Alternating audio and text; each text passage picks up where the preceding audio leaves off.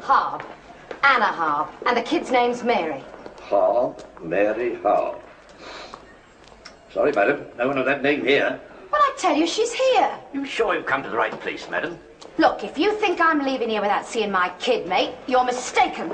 Here, just a minute. Stop her. Come on, let go of me! Come on. I want my girl, you have no right to keep. Let me go, you pig! How dare you! Find out what you can. Please.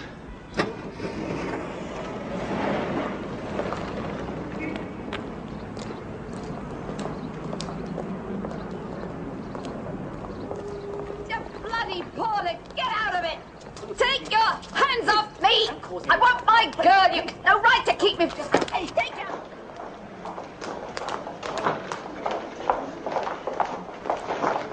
What's all the fuss about? I don't know.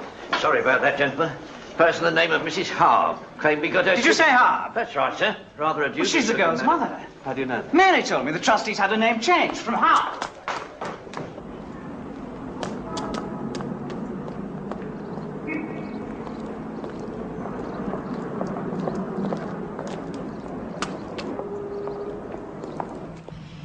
It's about a missing kid. Putting you through. News desk. I want to report a stolen child. Can you give me some details, please? Well, of course I bloody can. She's my kid and I want her back. Can I have your name and address, please? It was your newspaper that first revealed it to me, you see. Sugar? No, thanks. I recognized her straight away from the photograph. Poor little Mary. You've got to help me to get her back. I can't promise we'll print the story. You will. Mrs. Harb, plenty of cases like yours. But Mary's different. She's my daughter. I've got to help her. Help her. She's got to be better off where she is than here. Think you know it all, don't you?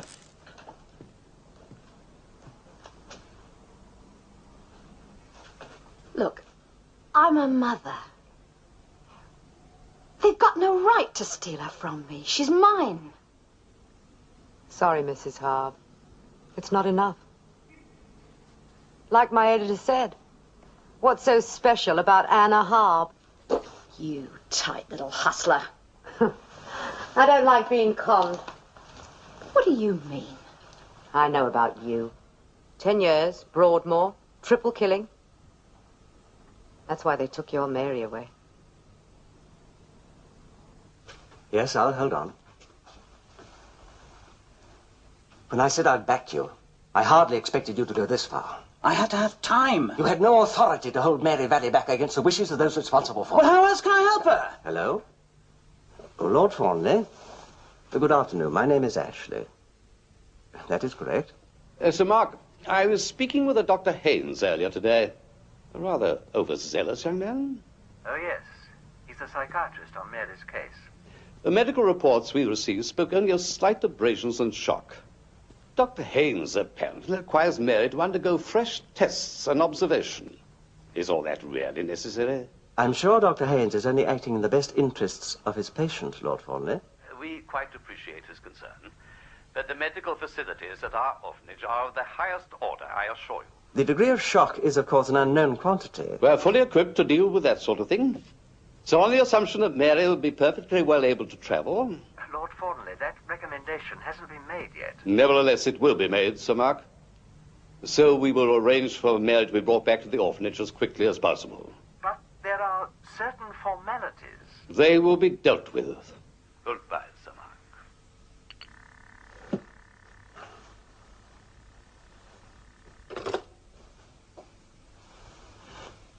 I dislike being put in my place, for you or anyone else.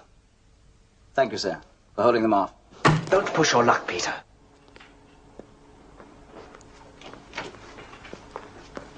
My job is to run a path, lad, not stick my neck out on your account. But it isn't just for me. That child needs help. The trustees simply don't understand. Can you blame them? She's apparently fit and well. Physically, yes.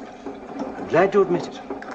And just remember, she's not here as a subject for experiment, or to satisfy your ego. Now, look, I don't care about myself. That's painfully obvious. seem only too happy to put your reputation on the block, and mine as well. Once you're committed, you've got to stick your neck out. You don't need to remind me of your past record in that respect. I'm just telling you, I've backed you far enough. But I've only just started to get somewhere. Peter, there are some journeys we have to make alone. You said you'd come and observe the hypnosis session. And what would that achieve? Once you've witnessed that, I'm sure you'll see it as I do. You'll be committed too. Yeah. Thank you. The Dean is lecturing in the States, apparently.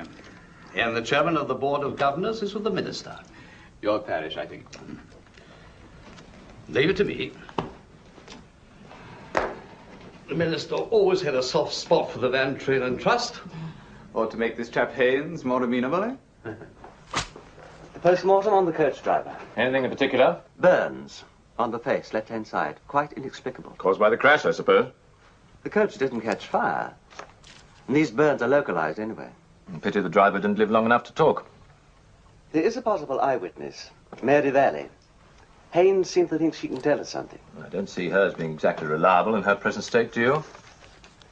I'm not in any mood to judge. You'll do what you can. Oh, for heaven's sake, Charles, I get pressure from you and from Haynes and from the trustees.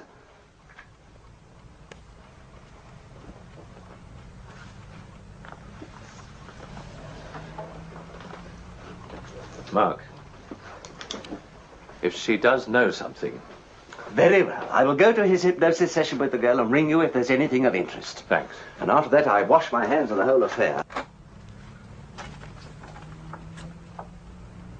Dr. Yates, I have met Anna Harp. She's cheap, she's common, she has a record of violence, but she is Mary's mother. My dear young lady, we don't deny that. But you're using your legal rights as trustees of Mary to deny a basic flesh and blood relationship. Our concern is for the child. And from what you've told us, it's quite clear to me that Mary is far better off in our care. Mary's such a sweet child. Have you met her yet, Miss Foster?